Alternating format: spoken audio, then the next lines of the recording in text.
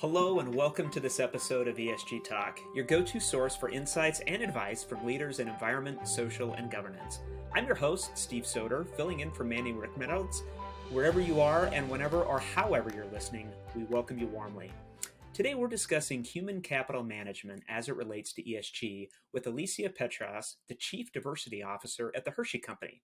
Hershey is a recognized leader in diversity, equity, and inclusion, and has made DE&I a key component of its ESG strategy. And I'll say Alicia brings a lot of credibility to her role. I noticed in her LinkedIn profile that in a previous role, she led talent planning, recruiting, training, and development for tens of thousands of employees across nearly a dozen states in the US. So I'd say she brings some great experience. During Alicia's tenure at Hershey, the company has set, and importantly, they have met, ambitious pay equity goals for women and people of color. They're ranked 6th on Diversity Inc's list of top 50 companies for diversity, and they've been named the world's top female-friendly company by Forbes, which is especially poignant today, March 8th, as it's International Women's Day, an annual celebration meant to promote gender equality. Alicia, welcome to the show. Hey, Steve, thanks. It's great to be here with you today. Well, it's great to have you. Now, Alicia, earlier this season, we released an episode called SEC Regulation is Almost Here, where I talked about potential ESG regulation from the SEC related to human capital management. I'll point out that MSCI, one of the most well-known ESG ratings agencies, probably familiar to you and our audience, also includes human capital in their key issues framework, meaning it's one of the factors they consider in assessing ESG programs. So, Alicia, tell us, as we start this conversation, to what extent do regulation and ratings influence Hershey's approach to ESG, and how did your team come to prioritize human capital management in your overall ESG strategy? Steve, well, for us, doing the right thing, it's simply in our DNA. It's part of our legacy from our founder, Milton Hershey. And today, ESG and DEI are two critical parts of how we operate our business. You know, our holistic ESG strategy is known as the Shared Goodness Promise. And this covers how we operate our commercial business, as well as how we care for the planet and our people. And of course, how we do these things sustainably is a large part of that focus. And regulations and ratings are an important part of ESG, right? And many companies are weaving these things into their normal business plans. Ratings and rankings, that's one part of a number of tools that we use to help evaluate our strategies.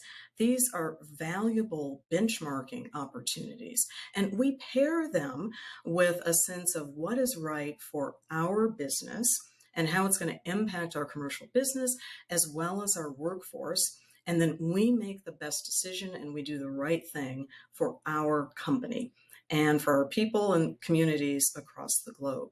And when it comes to human capital management specifically, you know, our workforce is our top priority, and across our beloved brands, our employees are key to everything that we do. And so, of course, we're always prioritizing their safety and care as our number one job. Well, let's talk about labor force to continue the discussion. It's certainly no secret to our audience that the pandemic caused major disruption. Following that, you had phenomenons like the Great Resignation and things known as quiet quitting. Alicia, I understand as a chocolate manufacturer, the pandemic had a unique impact on Hershey's business. I enjoyed a lot of Hershey snacks myself during the pandemic. And I'm wondering, what challenge is your team currently facing with regards to labor?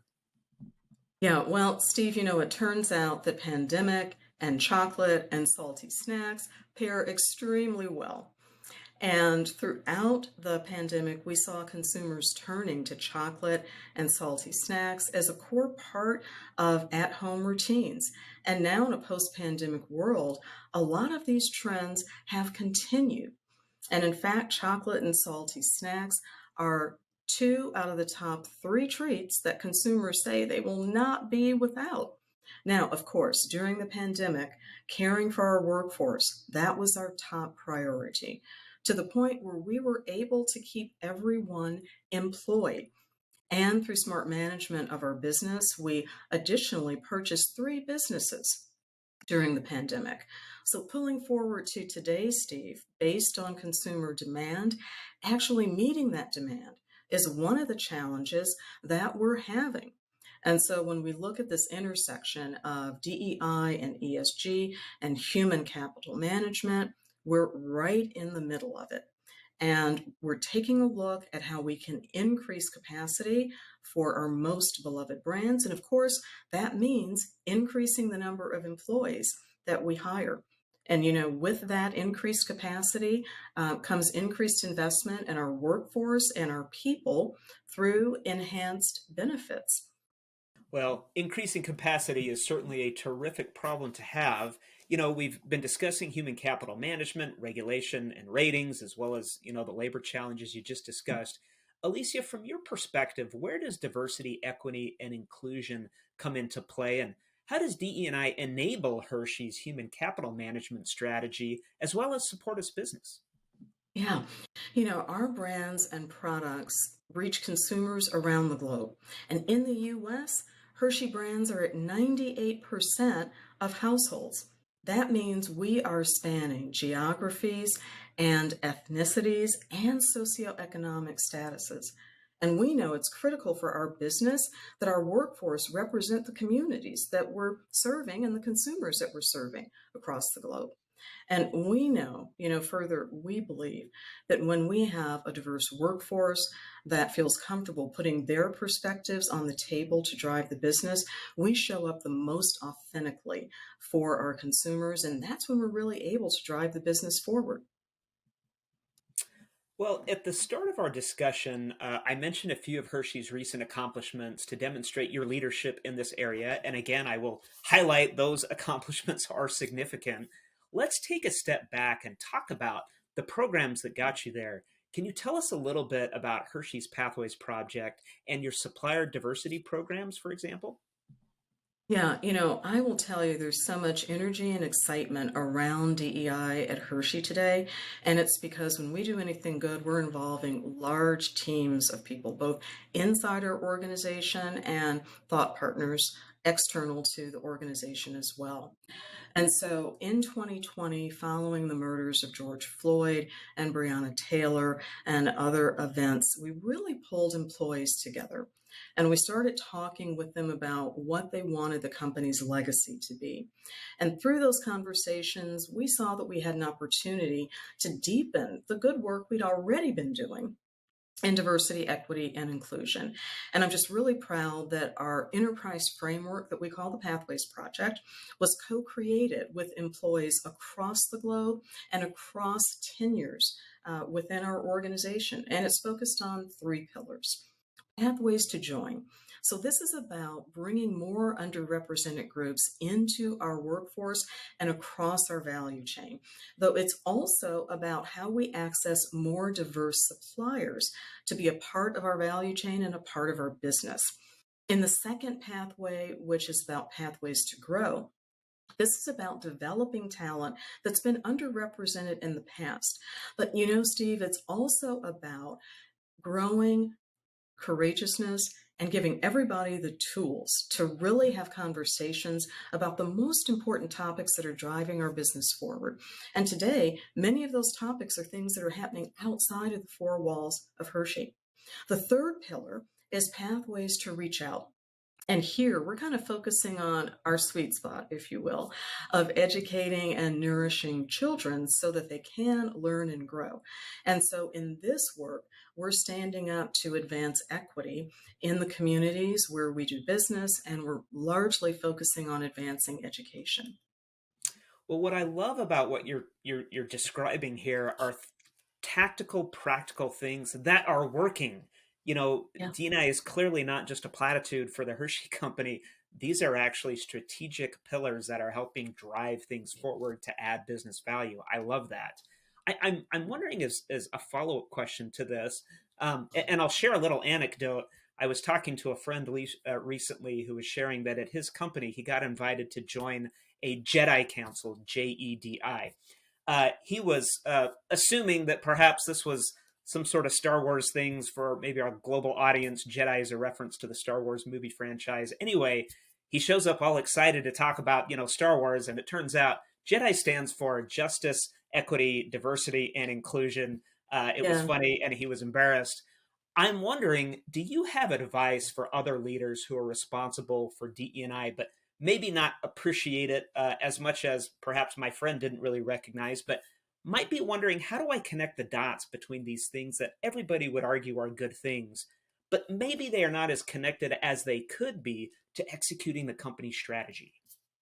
Yeah, so I want to say first, for everyone that's out there advancing the work of DE&I, may the force be with you. For us at Hershey, I'm really proud of how far we've come, particularly on the topic of pay equity.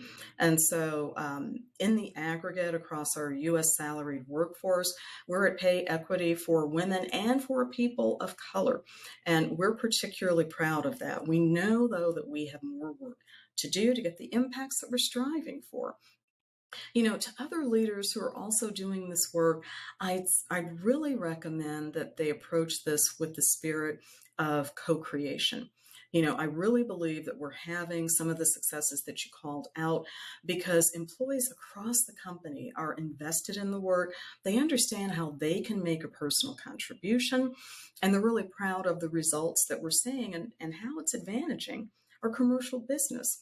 But we also leverage employees to do some of this work. So at Hershey, we have 8 vibrant employee affinity groups. We call ours employee business resource groups. And these groups are now consulting the business on specific programs for diverse consumers. And when employees have that opportunity to really get in, touch, and impact the business, whenever your employees know that you're listening to them, that their voices and perspectives are heard, and that they're being knitted into the commercial business, that is a real formula for success and for learning. That's what I would say. Well, and what I love about that is that employee involvement. As our audience probably knows, I come from primarily a financial reporting background, but even in accounting and finance, boy, when you can get employees vested, you get them bringing ideas, you get them really engaged in whatever it is that you're doing. I mean, just the impact is so much greater than obviously from a top down approach, just kind of being, telling people what they need to do. Anyway, I love that aspect of what you've been sharing here. Let's move on just a little bit.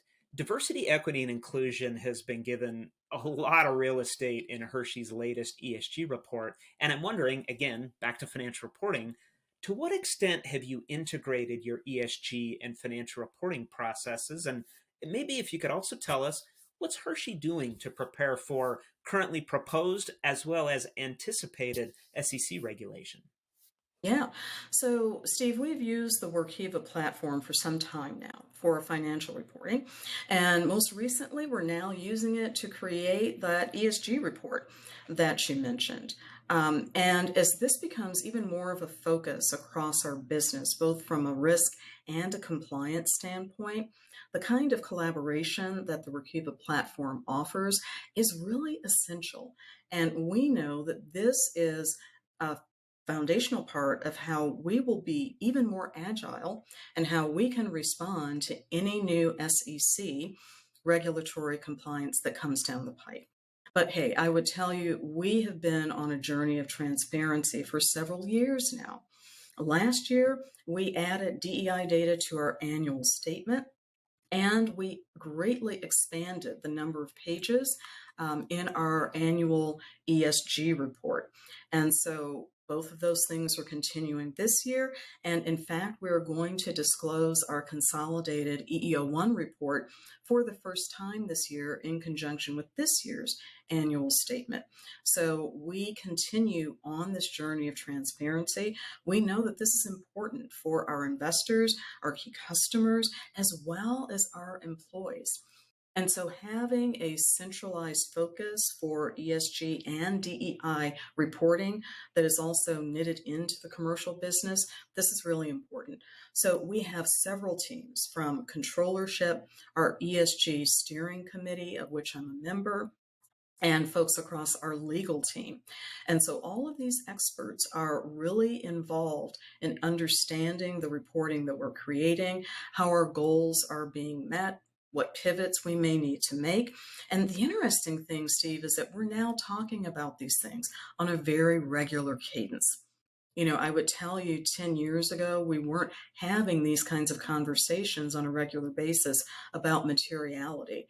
But today, our ESG Steer Co meets quarterly, and we're having additional conversations with some of those leaders that I mentioned. And it's all in an effort to ensure that many aspects of our business, from future investments to how we're managing our workforce and to how we're showing up externally, that we're doing that in the spirit of compliance and transparency.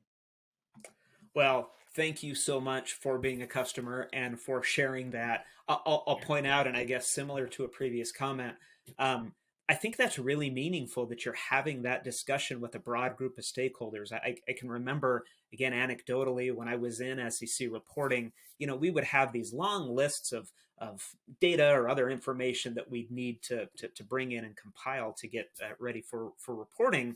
But it was so meaningful when you would actually go back and say, well, hey, actually, this is what we're trying to disclose. Yeah. These are the rules. What insights do you have? And then all of a sudden they would be like, oh, that's what you're trying to say. Okay, here, let me give you, maybe a little more relevant or better information, which certainly led us to creating better disclosure. It sounds like the conversations that you're having really are making an impact on us being able to talk about perhaps more, but in a more meaningful way.